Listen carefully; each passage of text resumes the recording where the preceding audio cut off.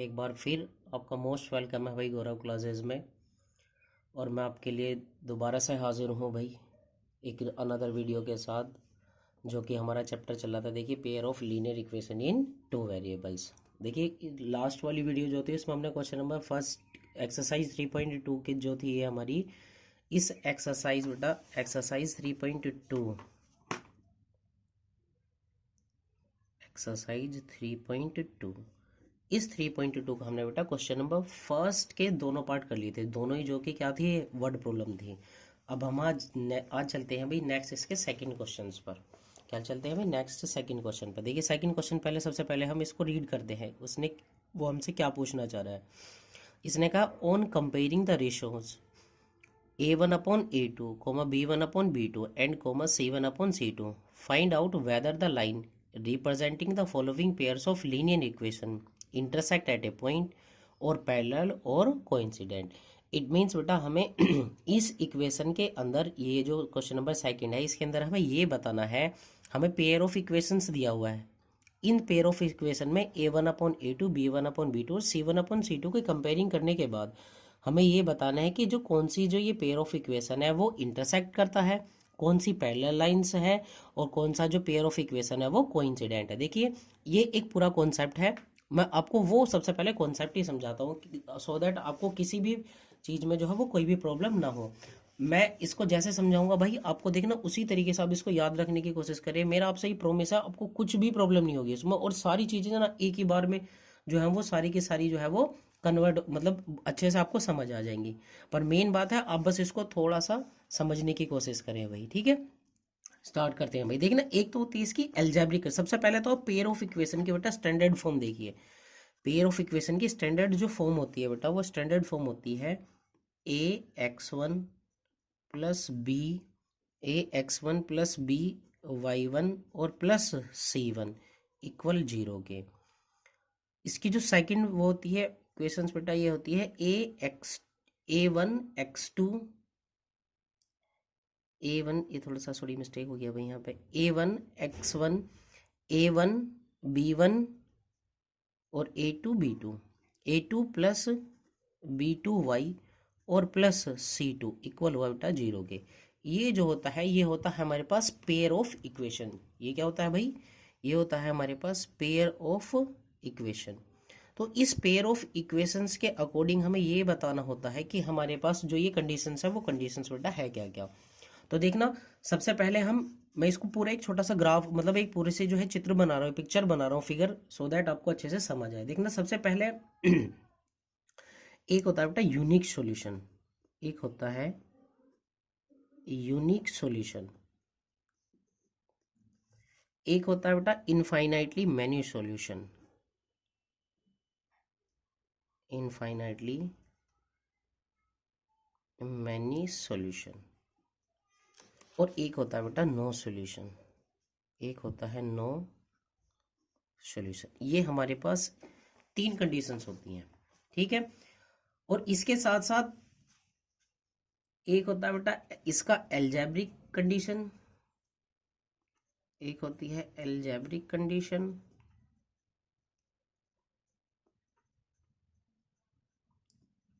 Firstly algebraic condition. फिर उसके बाद इसका मैं आपको यहाँ छोटा सा बेटा एग्जांपल बताऊंगा, यहाँ इसका एग्जांपल बताएंगे भाई छोटा सा। फिर इसके बाद होता है बेटा सिस्टम के, सिस्टम जो है वो आपसे ये भी पूछेगा इसमें सिस्टम में कि ये कंसिस्टेंट है या इनकंसिस्टेंट, और आपको एक पॉसिबिलिटी बताऊंगा भाई कि कहाँ से वो आपसे क्या क्वेश्चन पुट अप कर सकता है। और एक होता है बेटा इसका ग्राफिकल रिप्रेजेंटेशन, एक होता है इसका ग्राफिकल रिप्रेजेंटेशन, ग्राफिकल रिप्रेजेंटेशन, एक होता है बेटा इसका ग्राफिकल रिप्रेजेंटेशन।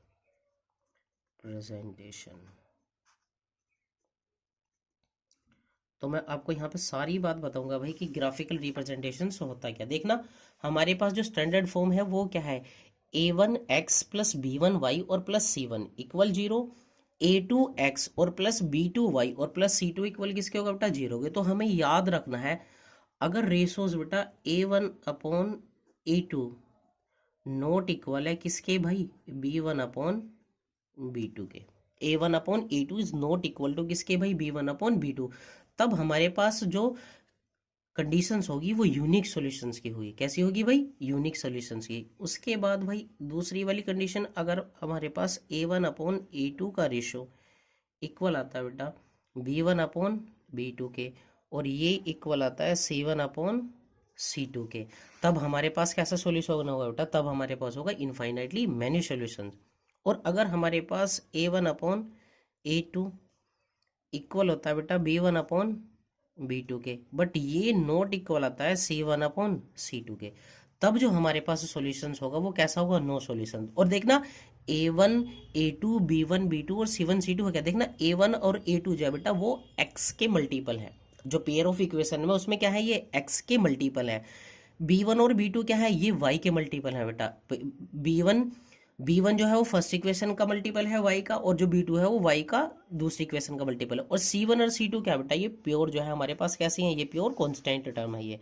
अब बात आती है भाई इसके एग्जांपल पर, कैसे आती है इसके एग्जांपल। मैं आपको एक एग्जांपल से बताता हूँ छोटी सी बात। जैसे ये है बेटा x+2y इक्वल है बेटा किसके, 5 के, और 2x और प्लस के y ये इक्वल है किसके भाई, 4 के। तो देखना जब आप इसकी कंपेयरिंग करके निकालोगे तो देखना भाई A1/A2 वो कितना आएगा 1/2, और B1/B2 ये कितना आएगा भाई 2/1। तो देखना क्या A1/A2 जो है वो इक्वल है, नो, तो it this is not equal है B1/B2 के। तो इसलिए यहाँ पर जो हमारे पास सॉल्यूशन होगा बेटा, इस कंडीशन के अंदर सॉल्यूशन कैसा होगा, यूनिक सॉल्यूशंस होगा। ये इसका एग्जांपल है। और देखना A1/A2 आया कैसे, x का मल्टीपल कितना है 1, तो ये 1 हुआ। x का मल्टीपल कितना है यहाँ पे 2, तो ये किसकी हुई A2 की, यानी कि A1/A2 आया बेटा 1/2। सेम B1/B2 यानी कि y का मल्टीपल कितना है यहाँ पे 2, और B2 क्या y का मल्टीपल यहाँ पे दूसरी वैल्यू में, तो 2/1। और जब A1/A2 is not equal to किसके, B1/B2 के, तो ये हमारे पास कैसा होगा भाई, ये हमारे पास होगा बेटा यूनिक सॉल्यूशंस। और देखना मैं इस वीडियो में सिर्फ आपको यही समझाने की कोशिश करूंगा कि ये जो हमारा पूरा सिस्टम है वो सिस्टम जो है वो किस किस तरीके से होता है भाई। और देखना ये अब ये देखिए इनफाइनाइटली मैनी सॉल्यूशन जो है वो पेयर ऑफ इक्वेशन में कब होगा। देखना अगर मैंने लिया 3x + ky और ये इक्वल है बेटा 5 के, और 6x और प्लस 2y इक्वल है भाई किसके, 10 के। तो देखना जब आप कंपैरिजन करके निकालोगे बेटा, सो A1/A2 कितना आ गया आपके पास 3 देखना 3/6 का मतलब कितना हुआ बेटा 1/2। B1/B2 निकालो, वो तो ऑलरेडी 1/2 है। और देखना जब आप C1/C2 निकालोगे, C1/C2 देखना 5/10 का मतलब B कितना होगा 1/2 ही होगा। इट मीन्स इस कंडीशंस के लिए आपके पास क्या होगा भाई, इस कंडीशन में A1/A2 इक्वल होगा बेटा B1/B2 के, और ये भी इक्वल होगा किसके, C1/C2 के इक्वल होगा। तो इस कंडीशन में कैसे होंगे हमारे पास पेयर ऑफ इक्वेशन के इनफाइनाइटली मेनी सॉल्यूशंस होंगे। पेयर ऑफ इक्वेशंस के कैसे होंगे भाई, इनफाइनाइटली मेनी सॉल्यूशंस होंगे। अब देखना थर्ड कंडीशन देखिए। सपोज करो थर्ड कंडीशन ली है मैंने 2x और प्लस y और इक्वल है भाई ये किसके 2 के। सेम 6x और प्लस 3y ये इक्वल है किसके भाई 1 के। तो देखना A1/A2 किसके होगा 2/6, इट मीन्स बेटा 1/3। B1/B2 कितना है 1/3, और देखना C1/C2 कितना है भाई 2/1। तो देखना A1/A2 तो इक्वल है किसके भाई B1/B2 के, बट ये दोनों नॉट इक्वल है किसके C1/C2 के। तो इस कंडीशंस में जो होगा बेटा हमारे पास कैसा होगा, नो सॉल्यूशंस होगा भाई। यहाँ तक आई होप भाई यहाँ तक तो आपको समझ आएगा। देखिए मैं एक बार फिर से दोबारा से रिपीट करता हूँ। सबसे पेयर ऑफ इक्वेशन के बेटा स्टैंडर्ड फॉर्म देखनी है आपको, A1x + B1y और प्लस C1 इक्वल किसके है भाई 0 के। A2x + B2y और प्लस C2 इक्वल किसके है 0 के। तो हमें याद रखना है कि इन पेयर ऑफ इक्वेशन के लिए यूनिक सॉल्यूशन कब होगा, इनफाइनाइटली मेनी सॉल्यूशंस कब होगा, नो सॉल्यूशन कब होगा। तो हमें इन्हीं से कंपैरिजन करने के बाद बेटा अगर A1/A2 नॉट इक्वल आता है B1/B2 के, तब हमारे पास सॉल्यूशन जो होगा वो यूनिक सॉल्यूशन होगा। इफ A1/A2 इक्वल है B1/B2 के और इक्वल है C1/C2 के, तब हमारे पास जो सॉल्यूशन होगा बेटा वो इनफाइनाइटली मेनी सॉल्यूशंस होगा। इफ a1/a2 इक्वल है b1/b2 के, नॉट इक्वल है c1/c2 के, तब हमारे पास कैसा पेयर ऑफ इक्वेशन होगा बेटा, उसका कोई भी सॉल्यूशंस नहीं होगा। अब बात आती है बेटा सिस्टम की। बात किसकी आती है? सिस्टम की। कि आपने देखो सिस्टम कंसिस्टेंट और इनकंसिस्टेंट होता है, तो आपको याद रखना है इन दोनों कंडीशंस के अंदर, किन दोनों, ये जो हमारे पास दो कंडीशन है बेटा, दो कंडीशंस कौन कौन सी, जब जब हमारे पास यूनिक सॉल्यूशंस होगा और इनफाइनाइटली मेनी सॉल्यूशंस होगा, तो आपको याद रखना बेटा सिस्टम जो होता है वो कंसिस्टेंट होता है। सिस्टम कैसा होता है भाई? कंसिस्टेंट होता है। आपको मोस्ट इंपोर्टेंट बात है वो आपसे क्वेश्चन के अंदर पुट करेगा कि बताइए सिस्टम जो होगी यानी कि पेयर ऑफ इक्वेशन जो होगी वो कंसिस्टेंट कब होगी, तो आपको याद रखना पड़ेगा जब जब हमारे पास पेयर ऑफ इक्वेशन का यूनिक सॉल्यूशंस होगा और इनफाइनाइटली मेनी सॉल्यूशंस होगा, तब तब हमारे पास पेयर ऑफ इक्वेशन का जो सिस्टम होगा वो कैसा होगा भाई? कंसिस्टेंट होगा। उसके बाद इनकंसिस्टेंट कब होगा बेटा? इनकंसिस्टेंट सिर्फ सिंगल वन कंडीशन में होगा। कब होगा? वन कंडीशंस में। और वो कंडीशंस क्या होगी? जब a1/a2 इक्वल होगा b1/b2 के, बट नॉट इक्वल होगा किसके? c1/c2 के। तो इस कंडीशन में होगा बेटा इनकंसिस्टेंट। इस कंडीशन में क्या होगा? इनकंसिस्टेंट। ठीक है भाई, यहां तक आई होप भाई आप सभी को ये समझ आएगा। अब बात आती है बेटा इसका ग्राफिकली रिप्रेजेंटेशन की। कैसा आती है? Graphical representation. तो ग्राफिकल रिप्रेजेंटेशन में हमें याद रखना जब जब हमारे पास पेयर ऑफ इक्वेशन का यूनिक सॉल्यूशंस कैसा होगा? कैसा होगा? Unique solution. तो बेटा ये जो लाइंस होंगी यानी कि लाइंस जो होंगी वो रिप्रेजेंट करेंगी, रिप्रेजेंटिंग करेगी वो बेटा, ये रिप्रेजेंट करेंगी किसको हमारे पास? ये रिप्रेजेंट करेंगी कि द इंटरसेक्टिंग पॉइंट को। कैसे करेंगे भैया? इट मीन्स द इक्वेशन, यानी कि जो ये इक्वेशन है वो इंटरसेक्ट कर रही है ईच अदर, एक दूसरे को, इंटरसेक्ट ईच अदर। कहने का मीनिंग क्या हुआ बेटा? में हमारे पास कहने का मीनिंग ये हुआ, अगर हमारे पास यूनिक सॉल्यूशन है तब तब हमारे पास जो उन पेयर ऑफ इक्वेशन की जो ग्राफिकल रिप्रेजेंटेशन होगी वो एक दूसरे को इंटरसेक्टिंग करती हुई होंगी। कैसी होंगी भाई? वो एक दूसरे को इंटरसेक्टिंग करती होंगी। इफ, अब सपोज इसकी सेकंड कंडीशन देखिए बेटा, सेकंड कंडीशन क्या होगी? अगर हमारे पास a1/a2 इक्वल है b1/b2 के और इक्वल है c1/c2 के, तब हमारे पास जो ये कैसे होंगी बेटा? ये लाइंस जो होंगी वो lines representing, lines representing the equation, representing the equation coincide. यानी कि अब हमारे पास पेयर ऑफ इक्वेशन जो होगा बेटा वो कोइंसाइड होगा। वो आपसे पूछेगा कि बताइए ये पेयर ऑफ इक्वेशन कोइंसाइड है, इंटरसेक्टिंग है, या फिर एक दूसरे के पैरेलल है। तो आपको याद रखना पड़ेगा अगर pair of equation a1/a2 equal है b1/b2 के और इक्वल है c1/c2 के, तब उन पेयर ऑफ इक्वेशन का जो रिप्रेजेंटेशन होगा बेटा वो कोइंसाइड होगा। कैसे होगा भाई? कोइंसाइड होगा। मैं अभी आपको इसकी छोटी सी एक ग्राफ भी बना के दिखाऊंगा भाई।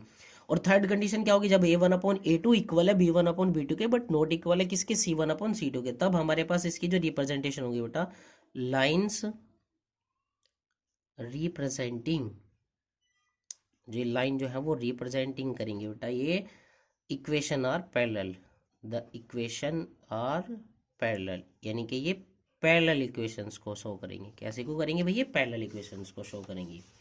ठीक है, आई होप भाई ये तो सब इतना तो समझ आया ही होगा भाई। इसके साथ साथ देखना बेटा इसकी ग्राफिकल जो इसका एक छोटा सा जो फिगर है वो फिगर भी देख लीजिए बेटा। सपोज करो ये हमारे पास जो है भाई ये एक्स एक्सिस और वाई एक्सिस हो गया बेटा, ये वाला हो गया एक्स एक्सिस, ये वाला हुआ एक्स डैश, ये वाई, और ये वाला वाई डैश हुआ। तो इस कंडीशंस में जो होगी बेटा ये इस तरीके से, ये किसी भी तरीके से ये इंटरसेक्टिंग करती हुई होंगी। कैसी होंगी? ये इंटरसेक्टिंग करती होंगी।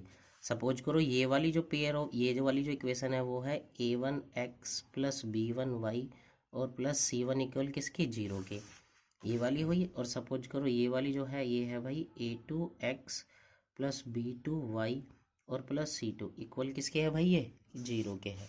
ये किसके इक्वल है भाई? 0 के।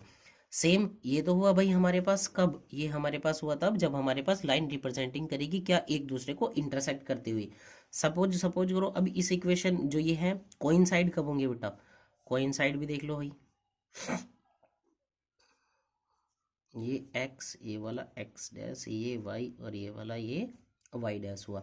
तो कोइंसाइड की कंडीशंस क्या होगी बेटा? कोइंसाइड की कंडीशंस हमारे पास ये होगी a1x और प्लस b1y और प्लस c1 इक्वल 0 के, a2x और प्लस b2y और प्लस C2 इक्वल किसके 0 को। और एक बात और याद रखना बेटा, कोइंसाइड का मीनिंग होता है दोनों लाइंस जो है वो एक दूसरे के बिल्कुल ऊपर ऐसे जा रही है, यानी कि सपोज करो ये फर्स्ट इक्वेशन जा रही है, यानी कि फर्स्ट जो है ये लाइंस है, तो दूसरी लाइन भी बेटा सेम अगर बिल्कुल इसी पे जाए तो ये होता है, ये मीनिंग होता है कोइंसाइड का मीनिंग। ये कैसा होता है, कोइंसाइड का मीनिंग। अब देखना पैरेलल तो आपको पता होगा भाई, पैरेलल फिर भी मैं बना, देखना पैरेलल बना रहा हूँ मैं, पैरेलल कैसे होता है, एक्स और ये वाला एक्स डैश, तो देखना पैरेलल ऐसे ये पैरेलल लाइन होंगी ये। अब सपोज करो ये वाली A1x प्लस B1y और प्लस C1 इक्वल किसके 0 को, और ये वाली A2x और प्लस B2y और प्लस C2 इक्वल किसके हुआ भाई, ये 0 के हुआ। तो देखना ये आपके पास जो फुल्ली है, ये इसका फुल्ली सारा का सारा बेटा एक छोटा सा फिगर बना के मैंने आपको दिखाने की कोशिश करी है।